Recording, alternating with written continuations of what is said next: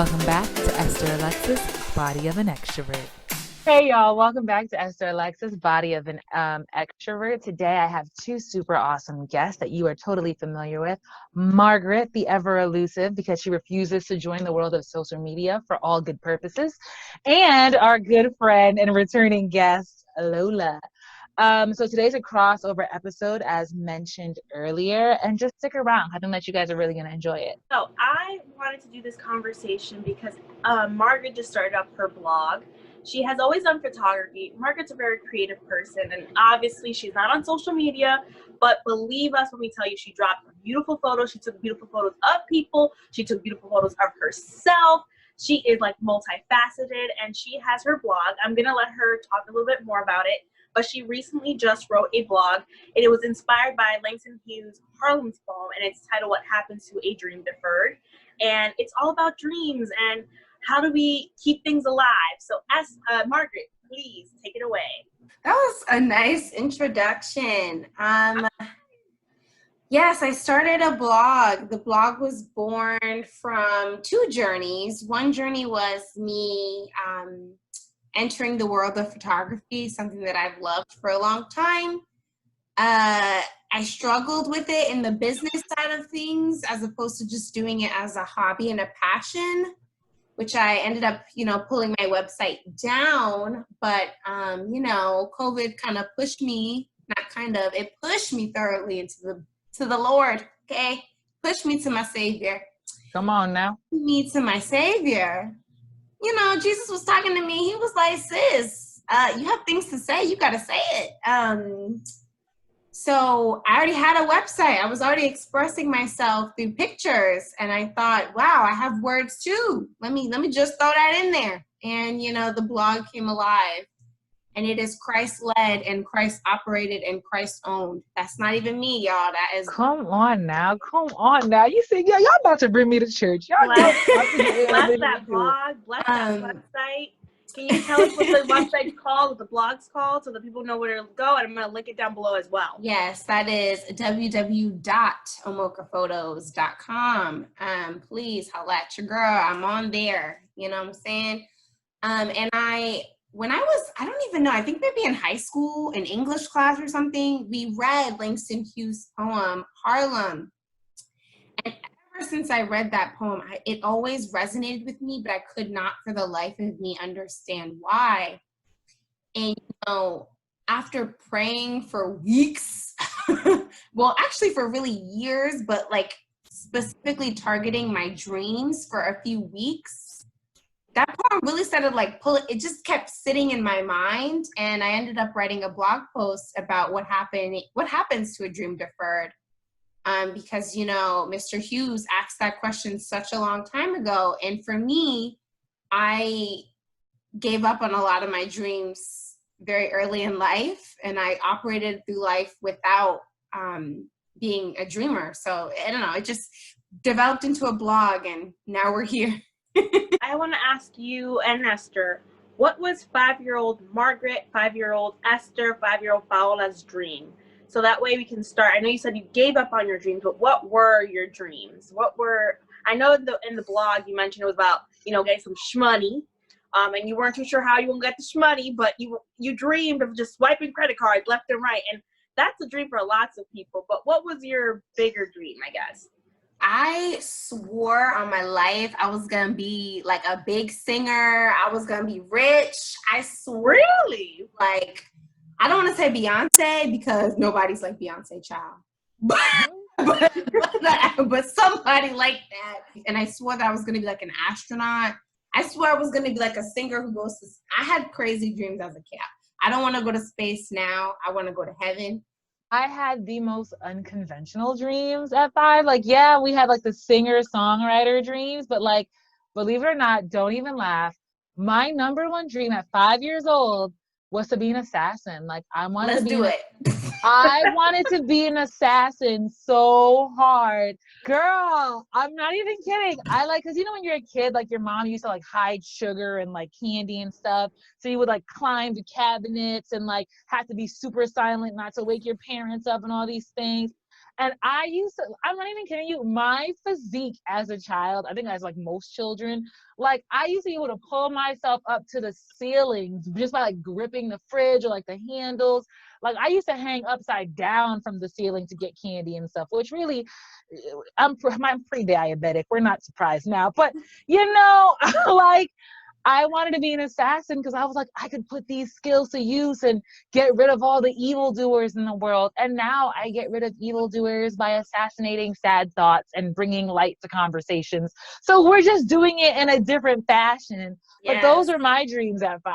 Love that you talk about how it evolved. And as I was reading your post, Margaret, and even myself, when I think about my dreams, I think a lot of people get depressed and they feel like they are stuck in life because they picked a job in the office. They picked a job that's not what they thought it would be, or it doesn't look like what their dream looked like at 5, but it needs to evolve, right? So one of the things I wanted to talk about is the point of having a dream is to have a dream and try, or is it to have a dream, try, and succeed? Like if you're not successful at the dream, is your dream failed? And I don't believe that at all. I think people have, overhyped success sometimes because we see these people who make it and then they're miserable. My dream was to be an actress or do all these other things. And I'm thinking about it now. I'm like, maybe it's not, multi-million-dollar blockbuster films at the box office, but I'm doing my stuff. People like it. I enjoy it. I have a good time. I even think about our high school teachers, even though they were douches. But the point being, some of them wanted to be, singers and actors, and they ended up doing drama, teaching drama at high school. And that's still being in the arts. Or somebody who had a dream to be a doctor, maybe it didn't work out, so now they teach biology. I feel like dreams evolve, and we evolve with them. And people who get depressed or feel like they don't accomplish it is not realizing that your dream doesn't have to come true the way you thought it would be for it to come true. Does that make sense? I think to answer your question and to specifically point on something that you said was that we either overhype, what success is. And I don't think that's it at all. I think that we've become disillusioned with what success really was in the beginning.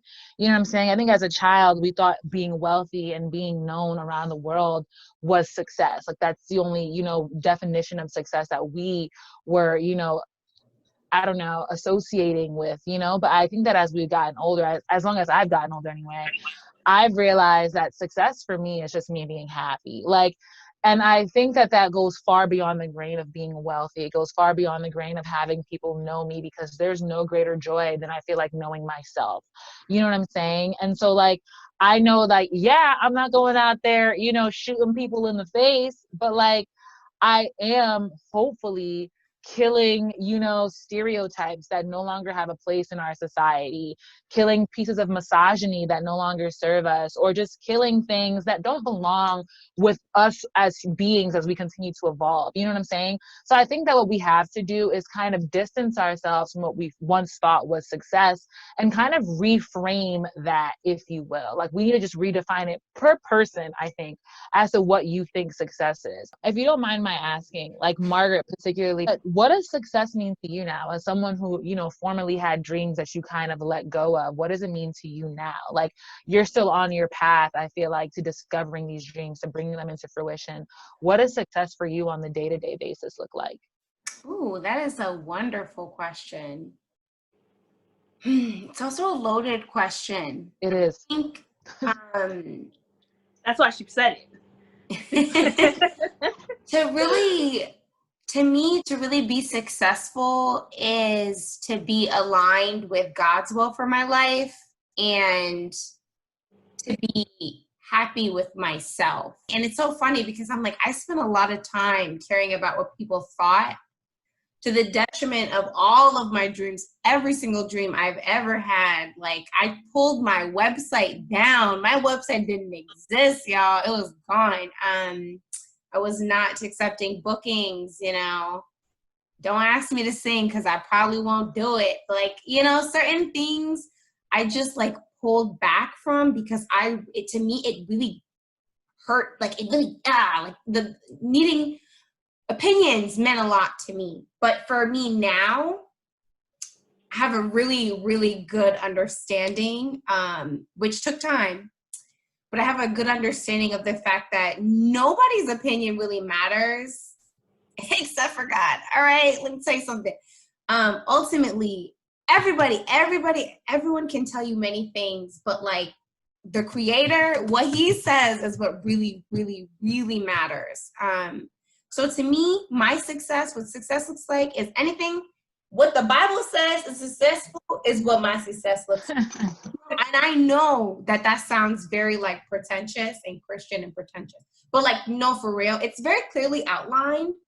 And like, that to me is success. If I'm helping others, if I'm loving my neighbors as myself, that to me is my success. The reason why I started my blog is not for numbers. I started my blog because I want to give my testimony to someone else who needs it.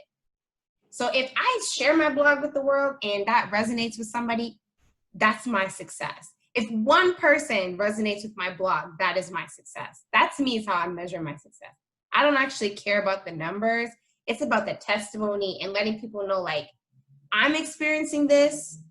This is what I went through. And if it resonates with you, please like use that as a testimony to know that you can do it too. You can make these changes too. You can recognize that success looks different for every single person, but the only metric of success you need to worry about is your own. I see what people are doing around me now, and it's as before, the way it used to like skeeve me, and I'd be like, man, like everyone's doing all these things and I'm not.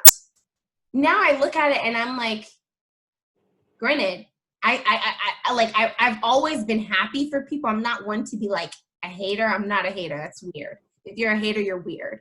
You should pray for yourself. It's weird. I'm very like I'm a very supportive person, but like I'm self-critical. I'm very critical of myself. And I still am, you know, I'm a work in progress on that front. But like now I'm just saying to myself, wow, look at what God can do for me. Like, look at what everyone is happening. You see what's happening to y'all? Oh, God could do that for me too. Like, okay, wonderful. That's beautiful. Like, do it for me too. Like, do that. Listen, every time I see a blessing on somebody's doorstep, I'd be like, oh, he is in the neighborhood. Do not pass me by. I'm telling you, if he could do it for Lola, he could do it for me. Exactly. And you know what I have to say? And like, sorry, I know that I'm blabbing about this, but I have to say that, you know, when we come to the court of public opinion, like it is so much easier said than done. Like even for ourselves, like I think that I had to really switch my mindset that was judgmental and critical of certain things to just accepting and understanding on just a human being level. Like, you know what I mean? Mm-hmm. Like, I think that previously I used to see people like doing things and I'm like, and that's not going to work. And let me tell you why X, Y, and Z.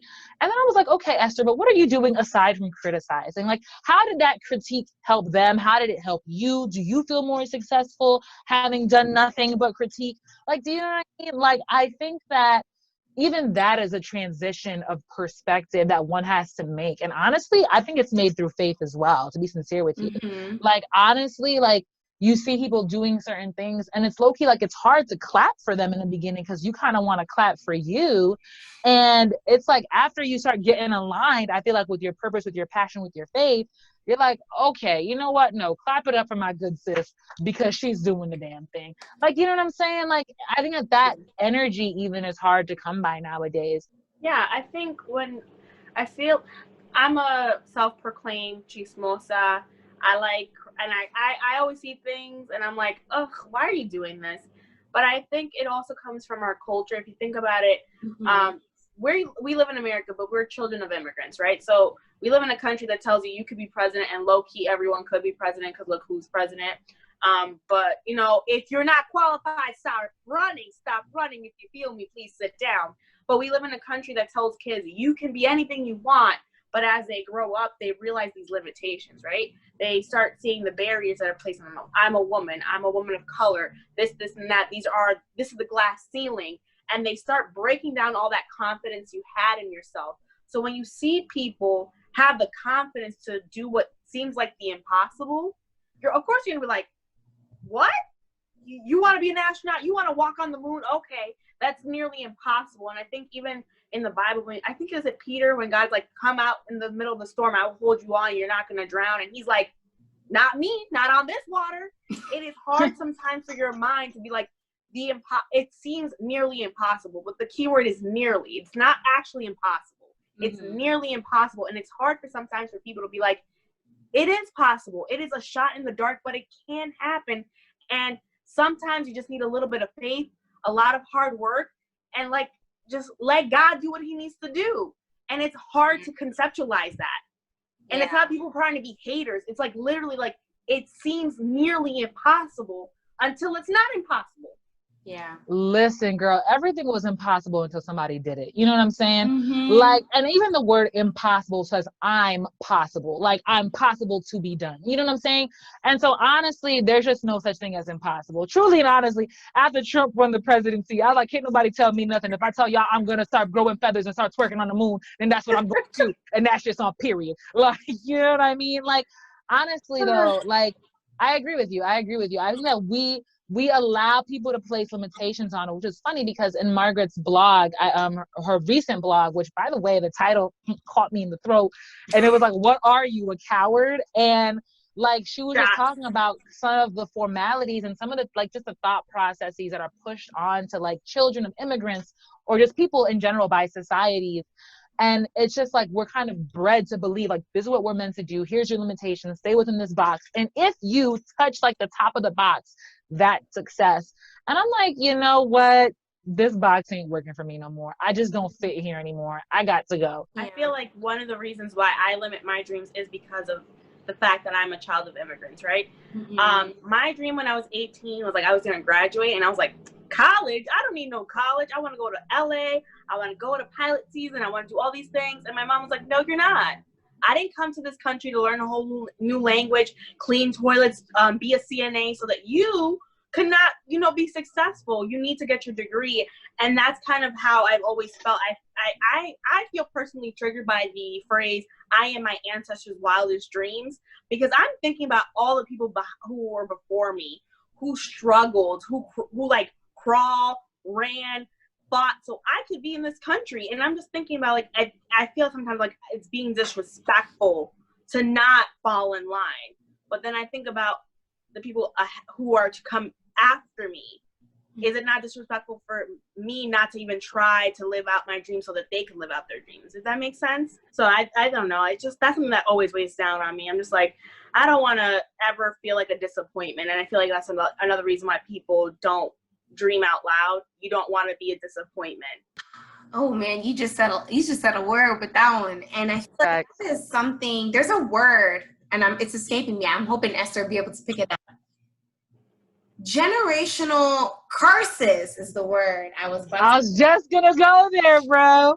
What you just said to me sounds like a generational curse that we need to slay so that the people who come after us never have to even question that. We are blessed to be where we are. Don't get me wrong, our ancestors have worked so hard to get us here, absolutely. But they got us here so that where we are, we can chase those dreams that they may not even have known to have. We're doing them a disservice if we're not chasing those dreams. Let me tell you something. There's a lot more to the world than being an engineer, a nurse, or a doctor. Not according to Haitians, baby. You can't say that. Girl, Nigerians are the same. Don't get me wrong. No shade to those career paths. They're amazing, immaculate, and we need more of them in every arena. But there's more to life than that, right? And don't get me wrong. In Nigerian culture, if you're not one of those, you don't have a real job. You're not even, you need to go back to school and get a doctorate. Honestly, I was just talking to my parents yesterday, and they said to me, so when are you going to start your doctorate? And my dad said, you know what, just go get a JD.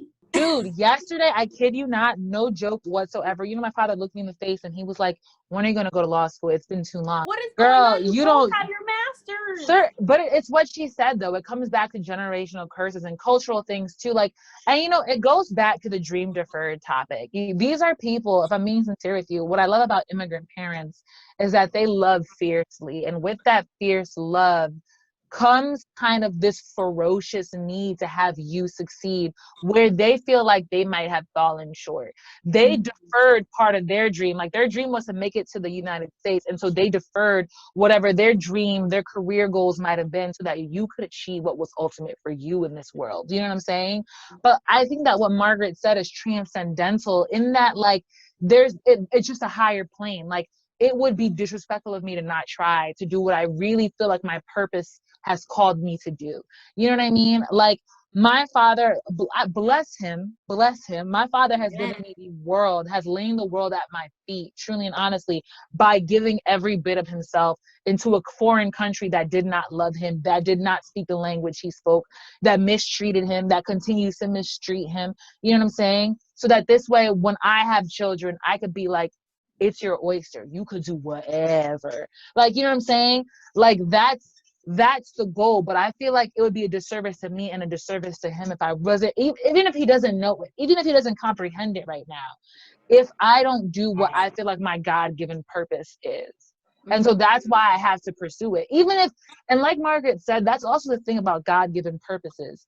It may not look like, and that's, let me tell y'all, it may not look like how I want it to look like. And that's the, God doesn't always give you things according to what you want it to look like. If you asked him to lead you, you've got to let him lead. It might not look like the way you want it to look like. It might not end the way we want it to end. But I think that if we don't even start the journey, then how can someone else find the beginning of the path? Repeat that one more time. Repeat that one more time. No, truly and honestly, if we don't forge the path, how can anyone find their way onto it? You know what I'm saying? It's something that's needed, particularly for immigrant children, because we do have the dreams of our parents on our backs. But what does it look like if we pass that on to our own children? When then will the dream stop being deferred? Do you see what I'm saying? Like, and I'm not going to hold y'all. I would be damned. I would be lying to you if I told y'all, if I gave birth to children right now, the first thing I'm saying is doctor, engineer, nurse, lawyer. That's what I'm telling my kid. You know why? Because it drilled into me a purpose as a young child to say, I need to succeed. Because I think that children do need guidance, not necessarily rigidity in that sense, but they do need something to be ambitious towards. I'm not going to tell them to kill everything else within them. I feel like a lot of us felt like we had to kill our passion in order to pursue our profession. But I think that I can tell my kid, I want you to be as ambitious as a doctor. I want you to be as studious as one, but I want you also to be as ferocious as a lawyer. You could take those characteristics and make that a goal. Do you see what I'm saying? So we've got to stop passing on deferred dreams. That's what we have to do. I think that's the moral of the story. We need to start living our dreams now so they no longer be deferred. Yeah. That's beautiful, Esther. Another thing I wanted to talk about today is Esther actually brought to my attention this really horrific event that happened out here in our neck of the woods in Connecticut in regards to a young lady being sex trafficked. Esther, you kind of broke the news to me. Can you talk to them about what kind of happened? Yeah, that actually really broke my heart, for being sincere with you. Honestly, I mean, I only have as much information as the public knows. But a young lady was just kind of like just walking to wherever her destination was. And she was literally just grabbed off the streets, kidnapped, brought to a motel, and gang raped repeatedly every day for like 6-7 days until the cops finally found her. And what really sucks is that her family had reported her within hours of her having been missing because, you know, people know your patterns. And they were kind of brushed off, put to the side. And it wasn't until just really late, they were like, you just got to check out these certain places. Because there are just certain places in the area that are known for just doing shady business. And of course, they found her alive. God, you know, thank God. But obviously, she went through a traumatic experience, and it's going to take its toll on her. And so something that recently came to mind for myself, and something that I'm a huge advocate of, and I've been an advocate of for years, is just personal safety, particularly for women, particularly for children, and especially for people of color, because we're living in a day and age where hate is fueling the actions instead of thoughts, instead of comprehension and compassion. And so something that I brought up to both Margaret and Lola separately and together is just the concept of just being safe and taking that into our own hands, and then also being accountable for one another in the ways that we can be. So whether it's, you know, if you're going to go out today, send your outfit of the day to your friends first. God forbid if you go missing, they'll know what you were looking like that morning. And arming yourself, knowing there are things on YouTube, like self-defense mechanism on YouTube, where it's like, I think one is Sing, which is actually funny. It was on Miss Congeniality, where Sandra Bullock takes out her, like, you know, her person for her talent in the beauty show, and it's actually a real thing. Please look it up on YouTube. Just simple self-defense tactics that will keep you alive, or at least disable your, potential harmer or oppressor, and give you just a few extra seconds. And those extra seconds could be very, very helpful. And of course, if you're just someone who maybe doesn't have it in you to strike someone, if you know that your opponent might be bigger than you, stronger than you, there's always self-defense tools like the flashlight Lola was holding up. So Lola, do you want to explain about that flashlight? I have a wonderful friend who cares so much about my safety. So we were talking about how to defend yourself, and Esther was talking to me on WhatsApp, and I have what Margaret calls selective attention. So I was like, long story short, Esther's like, I got you one. And I'm like, you got me one? What? So this is what appears to be like a flashlight. So if you turn it on, there you go, it turns on. If you push it up once, okay. Obviously, I have to learn how to use it because I'm going to hurt myself, but it is a stun gun. And if you hold it to someone for 5 seconds, you can incapacitate. But you incapacitate them. Mm-hmm. Yeah, so it'll incapacitate them. So if you do it for like a second or so, it'll just do minor pain, muscle contractions. 3 seconds will give them a little bit of dizziness, will put them off kilter. 5 seconds should be enough in sensitive areas where the nerves are higher, such as the genital area, such as the face. The face is a really good one. The jugular. Those areas, if you stun someone long enough, you should be able to incapacitate them. They're probably not going to pass out, but they'll definitely be thrown off for a few seconds themselves. And again, those few seconds can be enough to save a life, can be enough for you to get away, to get in your car, hopefully roll over his legs and leave him there. And it's not always men too. That's the thing as well. I don't know if you guys I don't know why I watch this. I'm actually someone who's very much against watching things that make me sad, but I watched the Jeffrey Epstein documentary on Netflix. And it's not always men that will put you in situations that will be a danger to your life, unfortunately. It's women too. Anyone can be a predator. So if you at any point feel like you can't trust someone, if you feel like you're in an uncomfortable situation, first and foremost, please say something. Because sometimes there's a line between an uncomfortable situation and assault and or harassment. And sometimes I say this a lot, and it's not to be a devil's advocate, but just because in the day and age that we live in, the court system will say it. Like, did he know he was making you uncomfortable? Did she know she was making you uncomfortable? Did you tell that person, hey, you're low-key harassing, oppressing me right now? And if it doesn't stop, it's a problem. Like, do you see what I'm saying? So you want to vocalize that. And if that person is not giving you the space that you need to feel safe, then absolutely defend yourself. And that's what it is. It's the heat of the moment. You want to survive. No one is looking out for you unless you got family and friends. But like if you're alone, no one is looking out for you more than you should be looking out for you. So believe your gut instinct. Lola, you actually told a story the other night when I bought you the flashlight. If you wanted to go into that.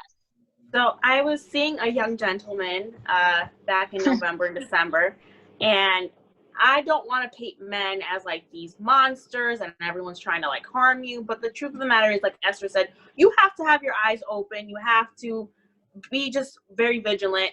Long story short, he was like, oh, let me just stop right here real quick to get something from my friend. And I'm thinking like, I'm gonna wait in the car. And he's like, no, come inside. It's gonna be cold or whatever. So I'm like, okay, cool. I'm gonna go in there. So I walk in and it's one dude, but then 2 dudes pop up from the side and then another dude comes in. And the fear that went through my body, listen, nobody did anything to me. Nobody made me feel uncomfortable. Everyone was nice. But the fact that I was alone with 5 men, 4 of them that I did not know at night, I was like, what is going to happen to me? And thankfully, God was with me. Nobody had any ill intentions, but you have to unfortunately live with that as a woman, that anybody could try to do some harm to you. And I'm a believer that men and women are equal, but there are just certain things. Unfortunately, men are physically stronger than you. I think there's a lot of women who walk around and they're like, we're all equal and this all that stuff. You have to live with the reality that if a man wants to do something to you, physically, it's going to be really hard for you to defend yourself. So we have to walk around protecting ourselves. You always have to be on the defense.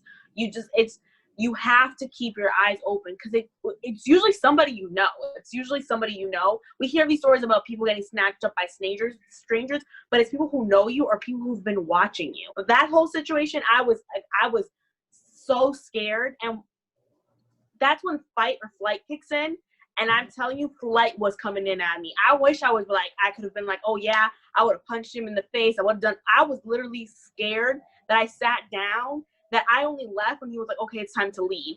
Because I was so scared to get up from my chair. I was like, literally like, what's going to happen to me tonight? Even little things, anything that makes you feel comfortable. Brass knuckles, like my friends have brass knuckle keychains. So when they walk to their car, they're holding their keychains with their brass knuckles. And if somebody wants to feel froggy, they could lose a tooth. You know what I'm saying? I used to do that too. Yeah, no, Just walk seriously. around And with your keychain like this. no, but definitely, it's a weapon. If you don't have a keychain and if you just can't afford certain things, they're actually really super affordable, girl. If you could get your nails done every other week, you could buy several weapons. You know what I'm saying? But like even your keys, if you just put it in between your hands and have it be an extension of your fist, so when you punch him, you blind him. Like at the end of the day, it's unfortunate, but the fact of the matter is, I think that 2020 has shown its ass, has shown its true colors. And people are just not, trustworthy. We're just not living in a world where your safety is guaranteed because you're a good person. And Let share them know your where you're location going. with people. That you It's trust actually implicitly. like it's something that anyone can do.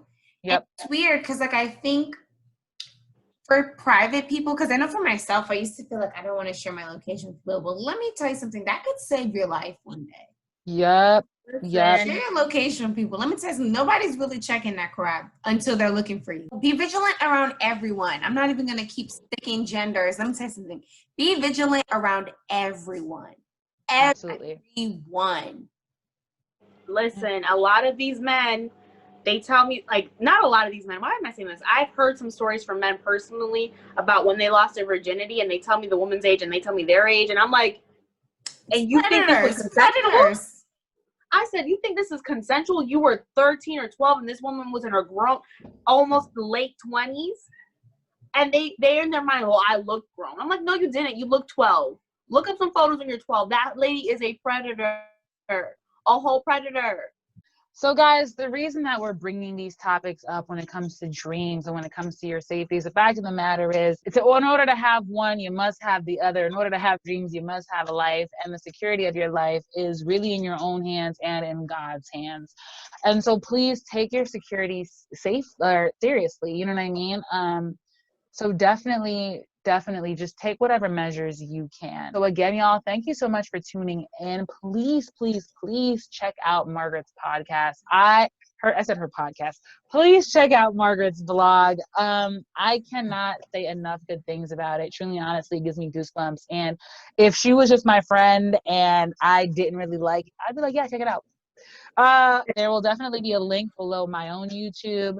I'll link it in my Insta bio. Alrighty, so I'm going to say my goodbyes now. Thank you guys for tuning in to my channel. Thank you to Margaret and thank you to Esther for joining me again and always indulging me when it comes to my videos. You guys are so well spoken. And like Esther was saying, please check out Margaret's blog. I will drop the link down below. I will also be linking Esther's podcast just in case you don't want to see our faces and you just rather just listen. You know, some people are visual people, some people are audio people. Now you got both options, so please check out her podcast. She actually just dropped 2 fire episodes, one with a writer and one with an artist. And I mean, the artist is just phenomenal. So please check it out. It was beautifully, just everything was perfect about it. So I'm so happy that my friends are so talented and so creative and they're just out here producing things for you guys to just consume. So please consume it. The links will be down below. Just go on. But definitely definitely comment. We want to see and engage with you guys. And subscribe to the podcast, the blog, to the YouTube channel, all of it, guys. We wish y'all a great night, a good morning, wherever you are, whatever you're doing. Thank you so much, guys, for tuning in to Esther Alexis, Body of an Extrovert. See you guys next time. Sweet dreams and always keep on dreaming. God bless. All right. Bye.